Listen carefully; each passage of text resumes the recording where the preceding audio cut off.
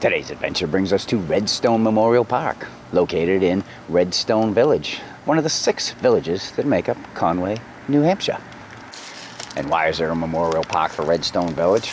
Well, from 1884 until 1948, this was a company-made town, thanks to the granite that was found on Rattlesnake Mountain. And that company was called, well, Redstone Quarries. And the rattlesnakes weren't much of a problem either, because a decade earlier a forest fire had come along and had wiped out the whole population up there. And one of the unique things that Redstone Quarry had versus the other quarries is the fact that they were able to pull out 2 different colors of granite. Now, this piece here in the park is the red one with a brief history of redstone engraved into it. And they also were able to pull out green granite. So I guess it was kind of a Christmas quarry? No? Okay. On this piece that's in the park, though, what they did is they engraved the timeline of the quarry. Now it's time to take a trip into the past. We're going to go over the trailhead and go explore the quarry. So we are at the entrance of the Redstone Quarry historic site and recreational area. You can see there is a sign that says that we can be here. There's also a kiosk that, well, doesn't say anything yet. So we're going to be heading up this way. All right, a map would be helpful if they had one, because after you cross the railroad tracks, there's a series of trails out here, and none of them are marked. We're following this trail, and we believe that it used to be the main central railroad spur going into the quarry.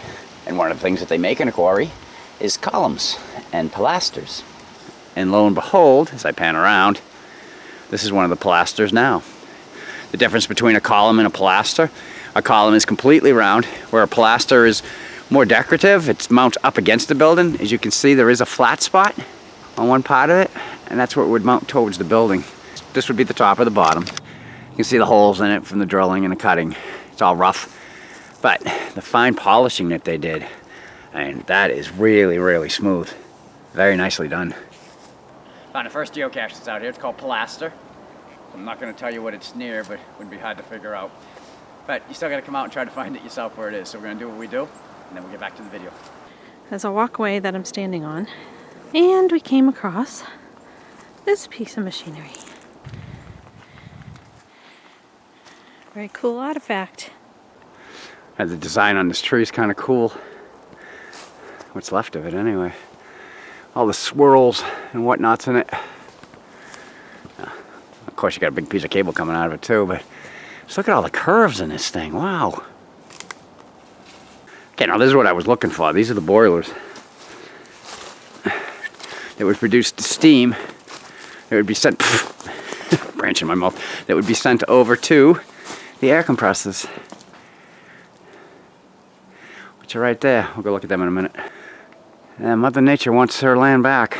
She's going to take it with these on it. This is the back side of the boilers. You can see the metal on the sides. I believe there used to be a building that covered these, but it's long since gone.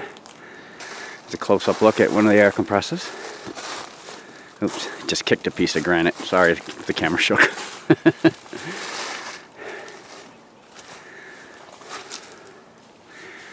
So the boilers provided the steam that these bad boys needed to run, and then the air compressors sent high compressed air throughout the quarry. I bet it was noisy here back in the day. That's the other one. And prior to 1904, when they started using the pneumatic tools, the quarry used to employ up to 350 people. That's my lovely wife. No summit post today. I believe we're coming up to the green quarry, as you can tell by all the scraps that are left here. So the rail here, this is what was used to get the granite back down. It was used as a gravity train, and this particular one, once it got the granite down to where it was worked in the yard down there, it was winched back up. So welcome to the green quarry. What you're looking at there is the engine house, or what remains of it. We'll go over and check that out in a minute. But as we pan around, you can see that the green quarry is full of water. They had to drain it all of the time. And 2 derricks controlled this. This one here, as you can see, is, well, sort of falling apart. So it's a derrick.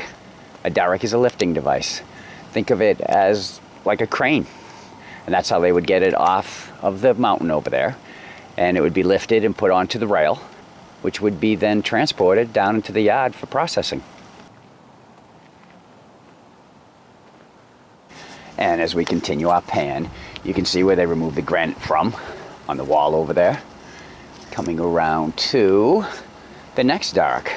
This derrick is in better shape, but it is missing the other pole, the one that would be attached at the bottom. Remember that crane effect that I told you? Just picture that.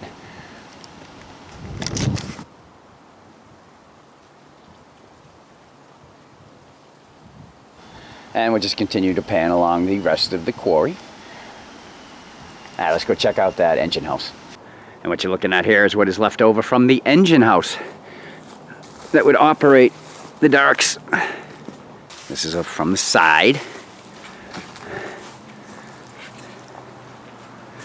Okay, we found a second geocache. It's called the Redstone Quarry. If you come out for this one, bring a bag, because this is soaking wet. You can't write on it. So I wish we had a bag because we would replace it. Not today. But other than that, second geocache found. All right, so this is an area where they stopped going after the granite. But as you can see, there are holes, and those holes were put in here to remove the granite. But as you look up, you can see one of the tools that they used to split the granite. And the whistle must have blown. He went home and left his tool there. Okay, we believe that this is the red quarry. It's covered with moss now, so it's kind of hard to tell. But there are rocks everywhere where we are. Boulder City. As I said before, Fred and Bonnie would be happy here.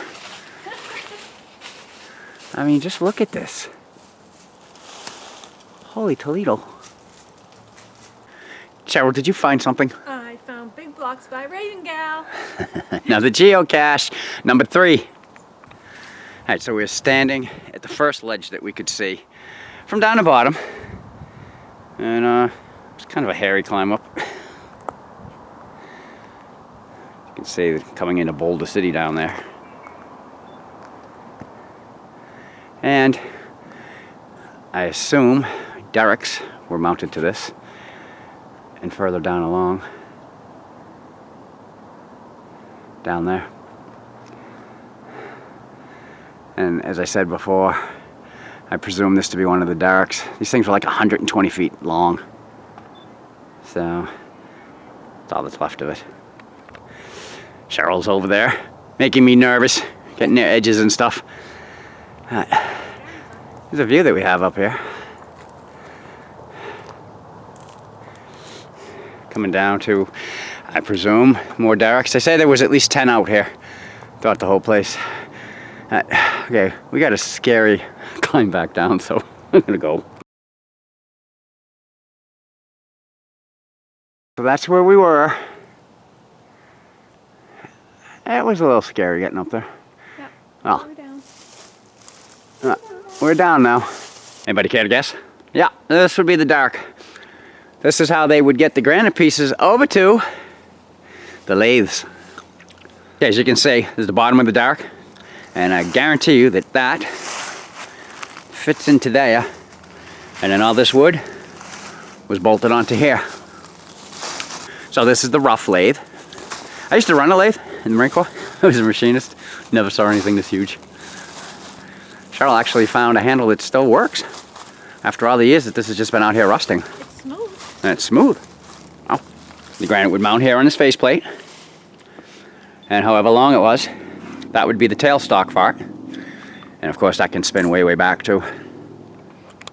All right, now we have the polishing lathe. This one was kept indoors. It looks like the roof was cut out for the derrick to drop pieces of granite down onto it. So, and this would be used to make the columns. That is a huge faceplate. It's about 5 feet wide. And the tailstock part.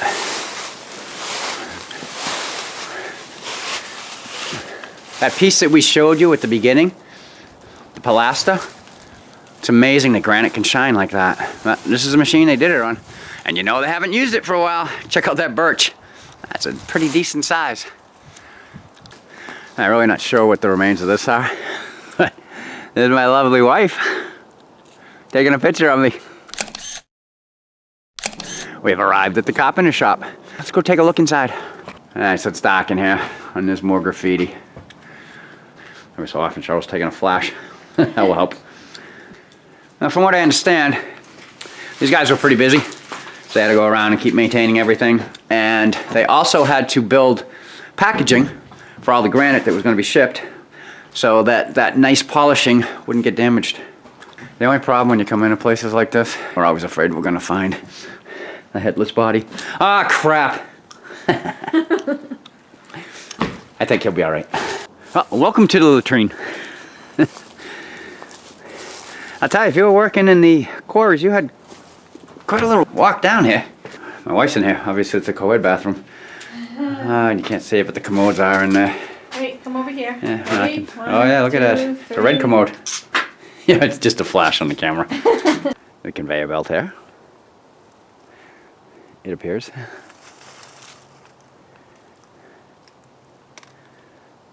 Those are the little plates that are on it. Not really sure if this was from the blacksmith or not. I know that he was busy before carbide came out. All the tools would have to be sharpened every single day. And there is a well right there. It looks like, well, there's water in it and there's a hole in the ground. So. Use caution. So this is a sign that we're almost back down to our car. We're here at the pilaster once again. And my lovely wife is sitting on it. It's very shiny. Yeah, it is. Even in the dark. There is so much to see, it's kind of crazy. We could have spent probably another couple of hours here. But until our next adventure, the end. Bye now.